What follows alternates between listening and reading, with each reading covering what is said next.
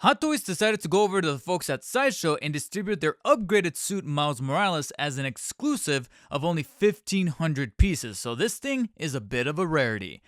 But I'm not sure if it's entirely worth it. And in that vein, this isn't necessarily going to be as full of a review like from some other 1/6 scale reviewers that are here on YouTube. This is mostly going to be a comparison because one, I have actually already covered the original Miles Morales Hot Toys figure from the Spider-Man 2020 Miles Morales spin-off game on this channel as its own separate video back when it was first announced that he was going to be getting an upgraded suit revamp. And in that video, it kind of sparked my interest back into the original figure as to whether or not it's going to be worth waiting for the 2.0, the upgraded suit, or rather just go into the aftermarket and pick up the original. So now having both on hand, I can actually make a much more stark comparison between the two suits, the two models, and even all the accessories, or lack thereof, that are included with the upgraded suit version, and whether or not it's truly worth double dipping should you have the original. The long and short of it is, no, quite honestly, it is not, because the thing that this one has going for it is a couple of things.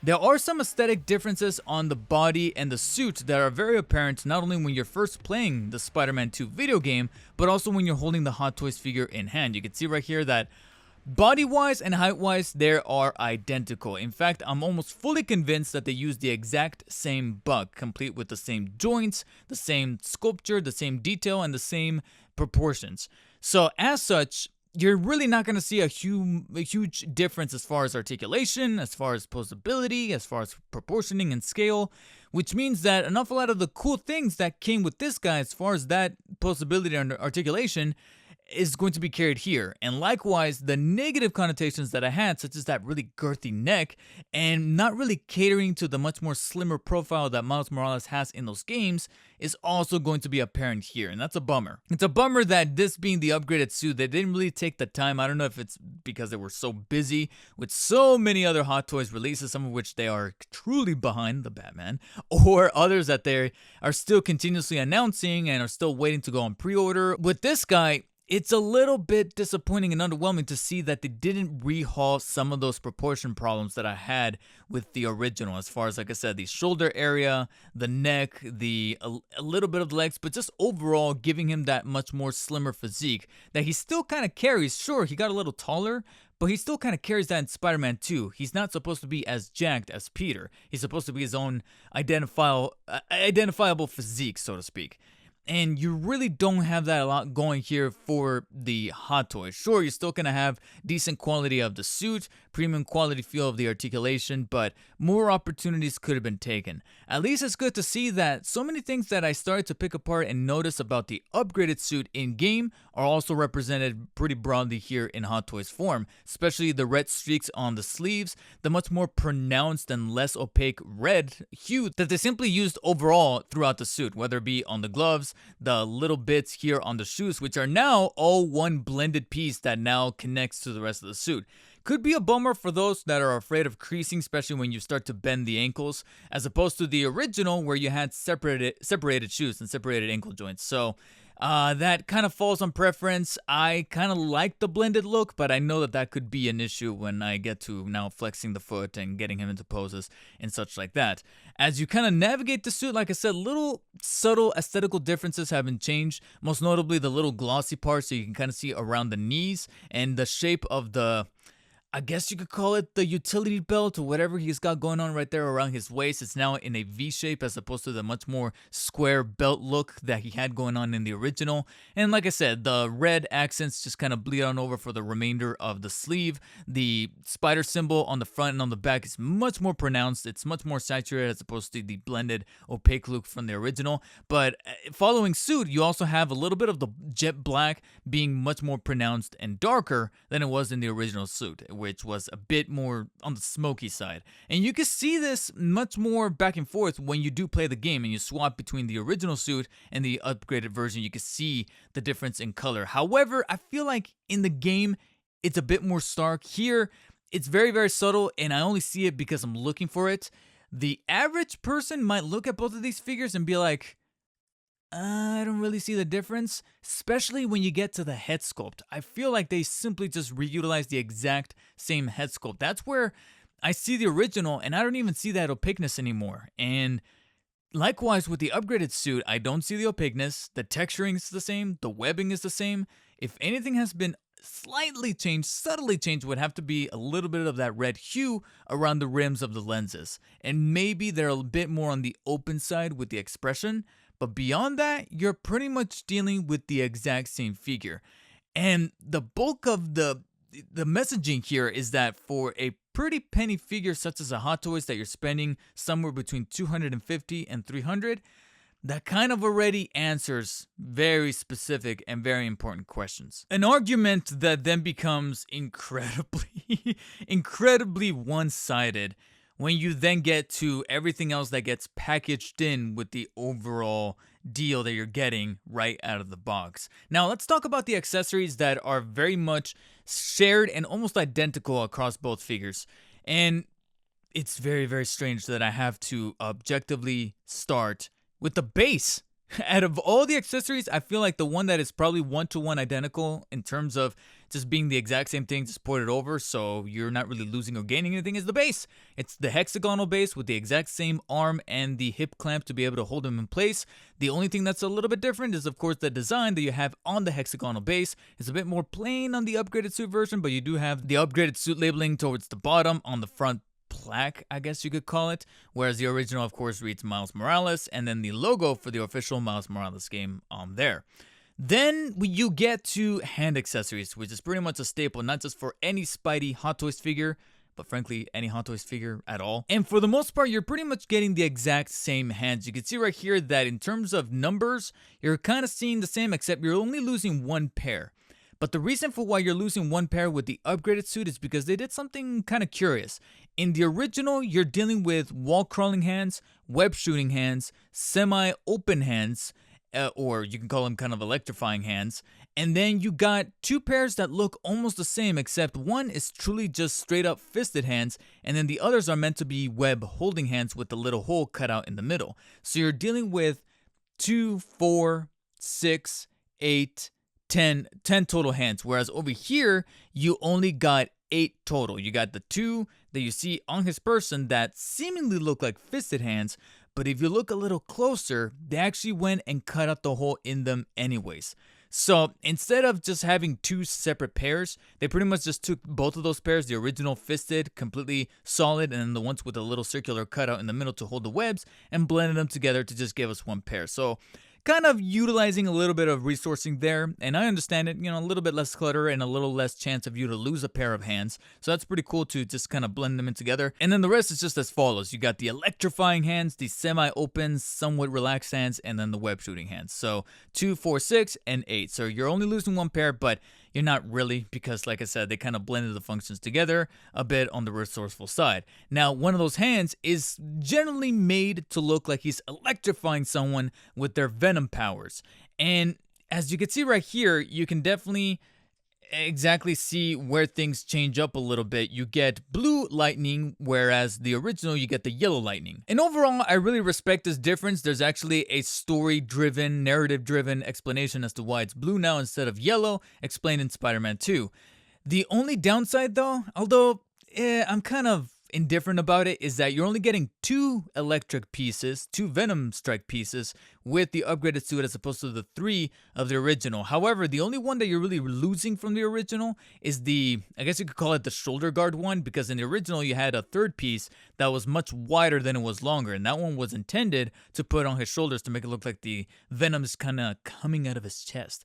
Whereas over here it's just straight up coming from his arms and nowhere else, so therefore you're only really getting 2 pieces. So it's kind of a preference thing at that point. For me personally, yeah, the only thing that really speaks to me is that you're losing just a little bit of value, but in terms of posability or certain displays for him to have the electricity happening on him, I can kind of give it or take it. Then you get the web accessories, which with the original Miles Morales, you get these very standard and slightly generic web pieces. Of course, you're going to have the two short ones with the little bulbs at the end, the two much longer ones, the L-shaped one to make it look like he's swinging, and then the cone-shaped kind of spray end piece right here, which, like I said, over time, kind of grew tired of seeing these over and over. At least with Miles Morales, they threw in this extra, much more dynamic one that is simply just a straight rod, but right here you kind of have like these little pieces that are intended to go into his web swinging hand to make it look like he's holding on to a strand that simply just has a little bit of extra slack looping around his hand, and it just adds a little bit of animation to his character. But it was just one piece that was differentiating everything else. All these other pieces I've already seen before with just so many Spideys, whether they were from the video game or even the movies or even comic interpretations. So at that point, I was a little web piece burnt out. The only thing to kind of flare things up a little bit and spice it up would be those additional little play pieces that are kind of over there. They're a little bit far from my hands, but I'll demonstrate them in some B-roll here where you can actually take those pieces and swap them out for these standard pieces that are attached to the web swinging hands, and you simply just have this little dynamic kind of web spray effect coming from the bottom of his palm, and then attach one of the web pieces to make it look like it's spraying out of his web shooter. So it kind of just, like I said, adds the sense of animation and dynamicy and just overall flow to make him look a little bit more alive.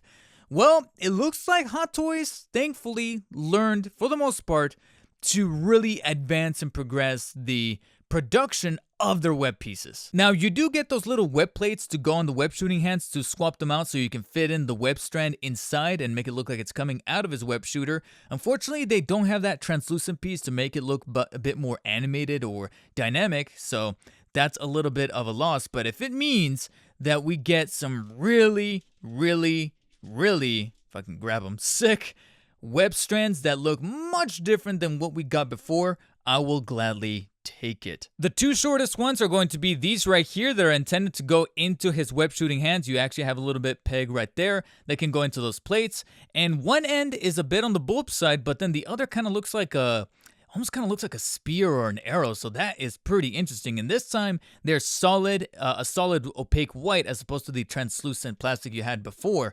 But those aren't my favorite ones. Of course, you're going to have these much more longer and much more animated ones. You have one that's kind of coiling in a bit of an arc, like you see right there, with a little bit of an extra web strand piercing through and looping right here in the middle, kind of coiling over here on the side, and then kind of going up and down and curving on the other end like so.